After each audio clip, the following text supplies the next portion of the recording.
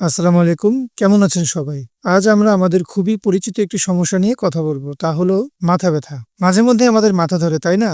কারো অল্প, কারো বা খুব বেশি। কিন্তু কখন এই সাধারণ মাথা ব্যথা চিন্তার কারণ হতে পারে তা জানা খুব জরুরি। মাথা ব্যথার অনেক কারণ থাকতে পারে, যেমন অতিরিক্ত কাজের চাপ, ঘুম কম হওয়া, এমনকি অতিরিক্ত টেনশনও মাথা ব্যথা করতে পারে। এছাড়া ঠান্ডা লেগে সাইনাসের সমস্যা হলে অথবা দাঁতে ব্যথা হলে, এমনকি গরমে পানি শূন্যতা হলেও মাথা ব্যথা করতে পারে। তবে কিছু কিছু মাথা ব্যথাকে আমরা একেবারেই হালকাভাবে নিতে পারি না। যদি আপনার মাথা ব্যথা খুব তীব্র হয় বা বমি বমি ভাব বা বমি হয়, অথবা আপনার দৃষ্টিশক্তি যদি ঝাপসা হয়ে আসে, কথা বলতে অসুবিধা হয়, অথবা শরীরের কোনো অংশ দুর্বল লাগে, তাহলে একদম দেরি না করে ডাক্তারের পরামর্শ নিতে হবে। এছাড়া মাথা ব্যথার সাথে যদি জ্বর থাকে অথবা ঘাড় শক্ত হয়ে যায়, তাহলেও বিশেষজ্ঞ চিকিৎসকের পরামর্শ নিতে হবে। নিয়মিত বিশ্রাম, পর্যাপ্ত ঘুম এবং প্রচুর পানি পান করার মাধ্যমে সাধারণ মাথা ব্যথা থেকে মুক্তি পাওয়া গেলেও যদি আপনার মাথা ব্যথার সাথে আশঙ্কাজনক কোনো লক্ষণ থাকে, তাহলে অবশ্যই একজন বিশেষজ্ঞ চিকিৎসকের পরামর্শ নিতে হবে। তো আজ এই পর্যন্তই। সবাই সুস্থ থাকবেন, ভালো থাকবেন। ধন্যবাদ।